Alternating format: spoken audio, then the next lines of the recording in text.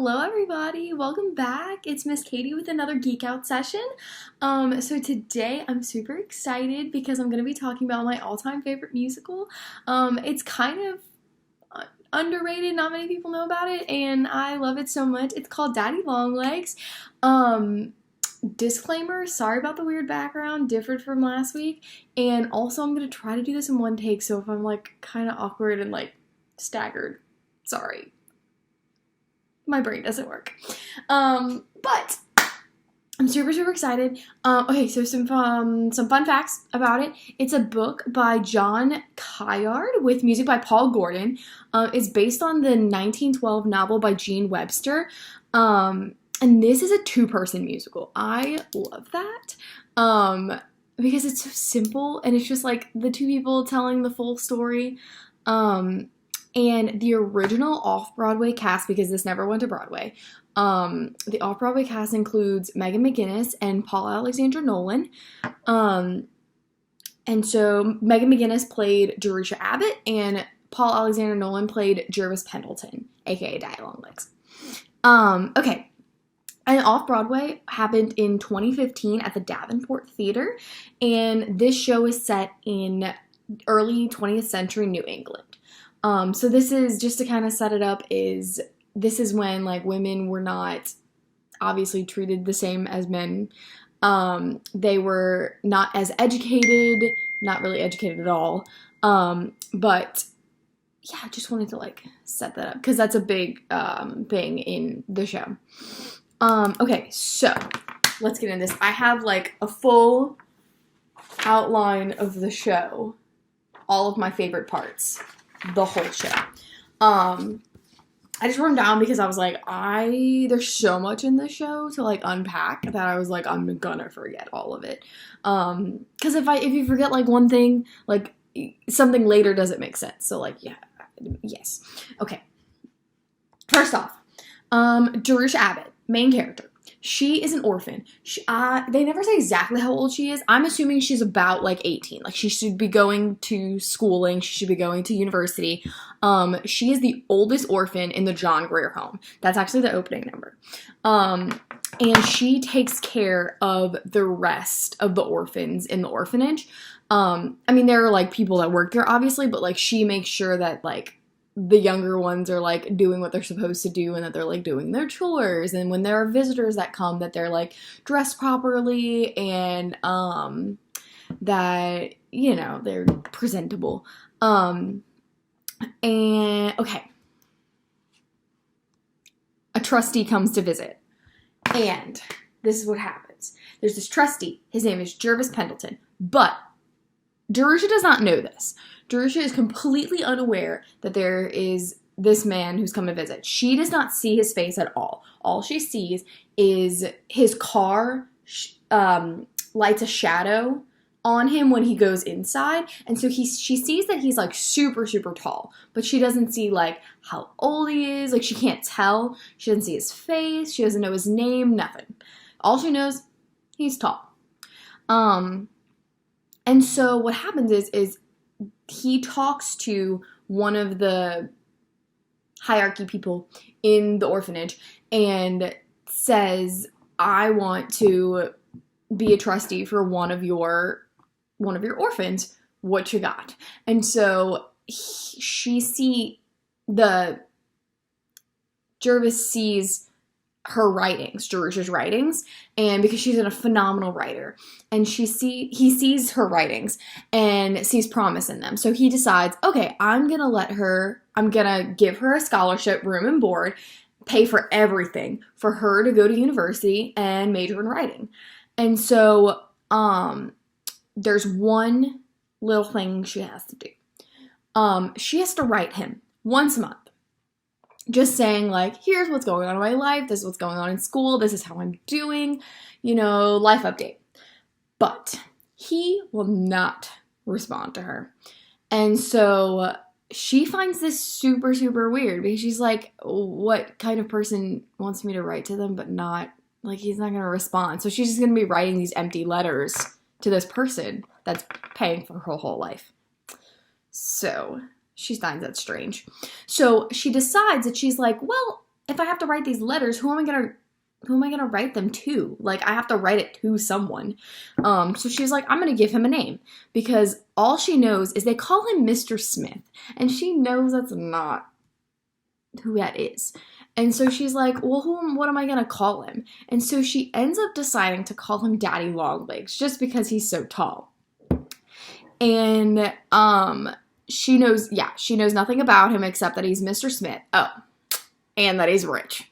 That's all she's got, because of the fact that he paid for all of her stuff. So she's got that he's tall and rich. And she also, for some reason, assumes that he's old because he has so much money. And so she knows 3 things: old, tall, rich. That's it. Okay. And he finds this super amusing that she thinks that he's old, when in fact, which I don't think I've said this yet, he's like early 30s. He's like not old at all. But she doesn't find this out till literally the last second of the show. Okay, so she goes to school, continues to write about her life, and she starts to talk about, like, I find this so interesting. She talks about all the things that she had no clue about. And, like, because she was so sheltered in this orphanage, she had no idea about, like, painters, scientists, authors. Like, she talks about how she had no idea who Meg, Jo, Beth, or Amy are, which are Little Women. Like, I just, like, it boggles my mind that she has no idea about all of these things.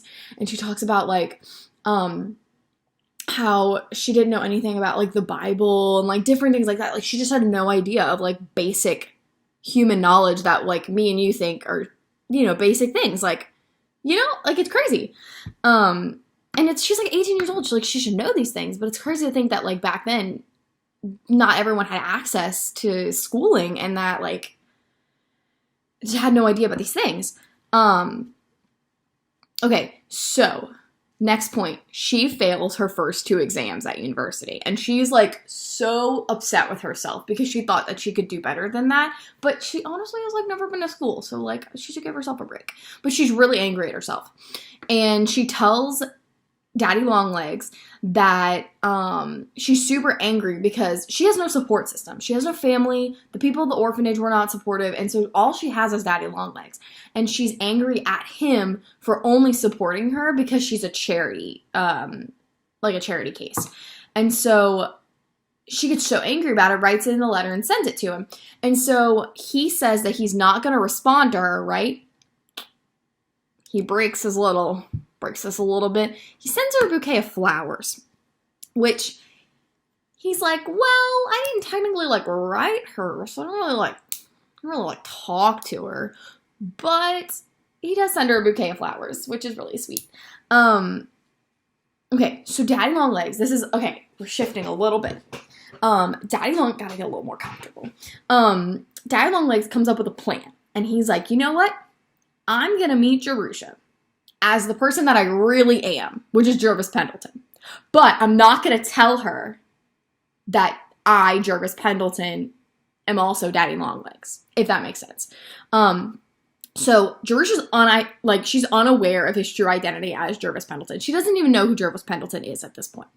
But Jervis, when he first got her the room and board stuff, got her to be a roommate with his niece, Julia Pendleton. So, he decides to use his niece Julia to meet Jerusha. Very sneaky. Okay, so they meet, and Jerusha seems to, like, develop some feelings for him because he's, like, dreamy, and she's like, this is the best man I've ever known, which actually is the only man she's really ever known, is what she says in one of her songs. And she confides in Daddy Longlegs. She starts to write and says, she confides in her feelings, being like, he's the best man I've ever known, blah, blah, blah. All these, like, amazing things happened. But actually, like, she wrote it to Daddy Longlegs, but, like, Daddy is Jervis. So, like, Jervis is reading her feelings about him. Okay.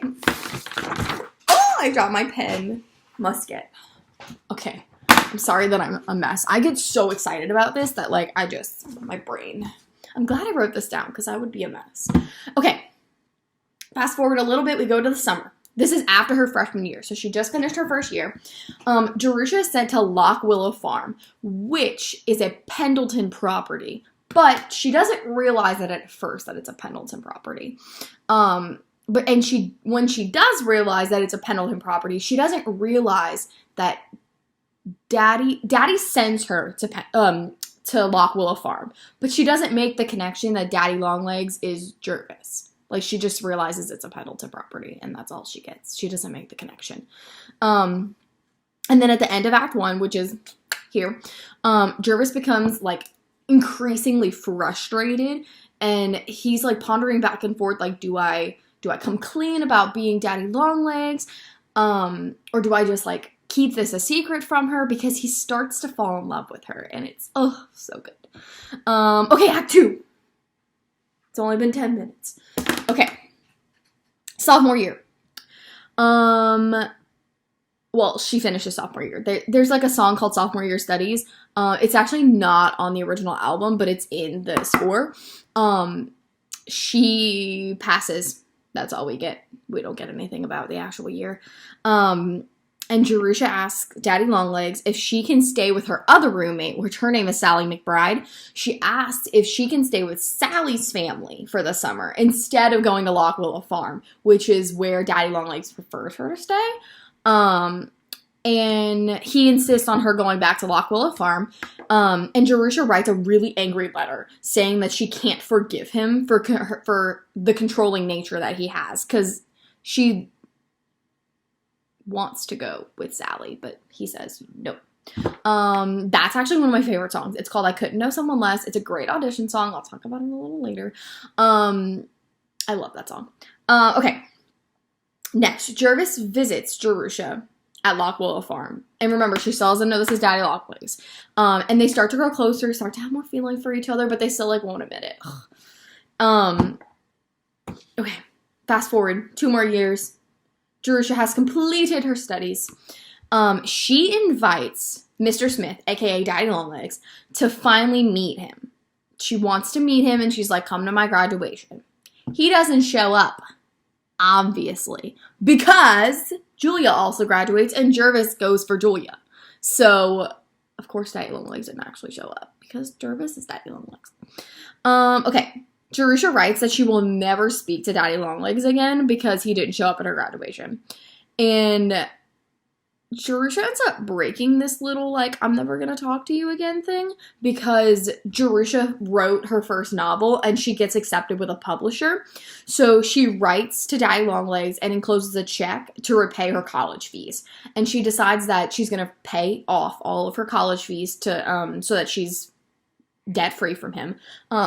And that was also a gift originally. Like, all of this was a gift. But she decided, like, I want nothing to do with you anymore because of the fact that you were so mean to me and, like, didn't show up to my graduation. That she's like, I'm going to repay all my stuff and peace out. And all the future royalties for her book are going to go to the John Grier Home, which is, like, love that. Okay. 2 more points. I'm excited. Jervis visits Jerusha at Lock Willow Farm to propose to her. And she initially declines him because she's an orphan and he's like super rich. And so she doesn't feel like she is worthy enough because she can't answer those questions about, like, her origins and, like, her family, and she doesn't know anything about them. Like, Jerusha Abbott is a name that was given to her. Like, Abbott was a name that was given to her at the home. So that's not really her, like, that's not her family name.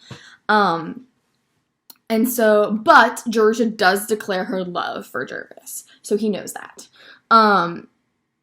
So Jerusha decides that she's going to set up a meeting with Mr. Smith.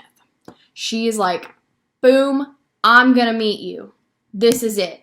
Meet me here. And guess who shows up? Jervis. And she's, like, super upset about this because she's like, I wrote letters to Daddy Longlegs being like, I love this man. And it was you. She's mad. Like, she's angry. And he ends up confessing his love to her, and she ends up reciprocating. And then this, like, really beautiful song at the end.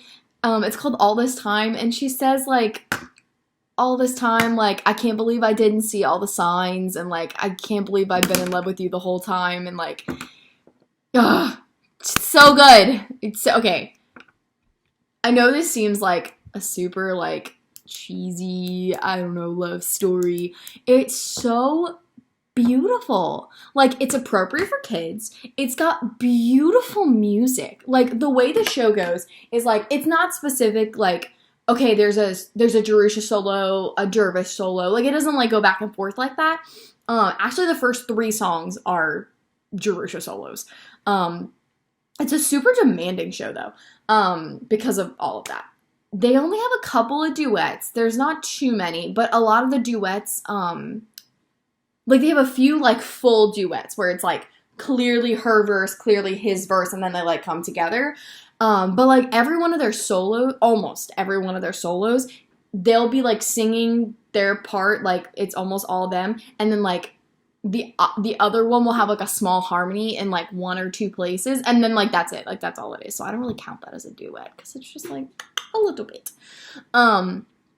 But I love this show because the music is so simple. It's so beautiful. Like Paul Gordon has this way of like making you feel so hard for these people. Like it's literally a 2-person musical. Like you only can feel for 2 characters.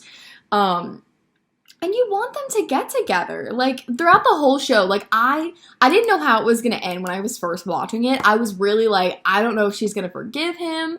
And like, because especially after hearing I Could Know Someone Less, after she says I can't forgive you for letting me making me go back to Lock Willow Farm, like I thought that was it. Like I was literally like, she's not gonna come back from this, because that song is so like powerful, and she's like, I could go back to the orphanage and like do all of this and be sad again, you know what I mean? Like I thought it was over. I was like, she's done with him.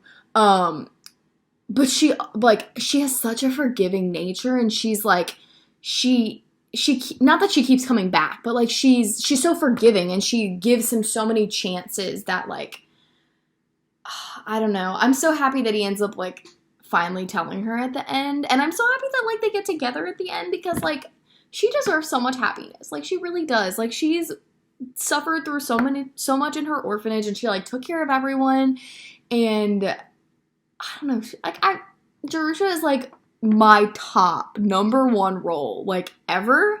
Like, that's my dream role. Jerusha Abbott. So good. Okay. Audition songs. Okay, there are, like, so many. Like, literally all of these songs have... the way Paul Gordon writes is he writes in sets of, like, 16 bars, 32 bars. Like, he's very clear about it.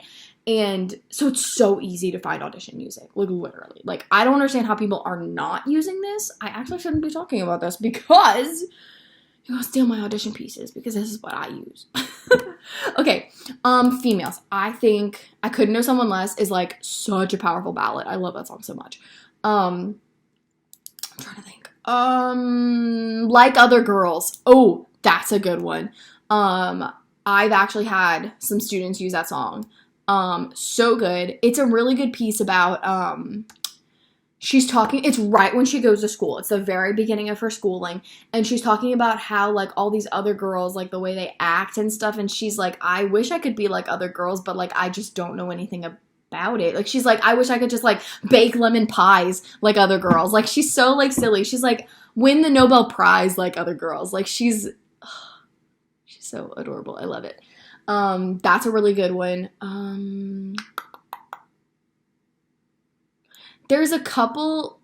I would say there's a good mix of like ballads and up-tempo songs that you can pick from, that you can use, because this whole show is solos. Even the duets, the verses of the duets are like 16, 32 bars. So it's perfect to just like pull those out and like use them for audition cuts. So good. And guys, if you're a tenor, okay, Paul Alexander Nolan's voice tenor. My brain's not working. Charity, such a good song. He sings it at the very end. He's talking about how who really is getting the charity between the two of them. He's giving her money, but really she's giving him so much more than he could ever give her, that he's like, I'm really the charity case. because she's giving him so much more.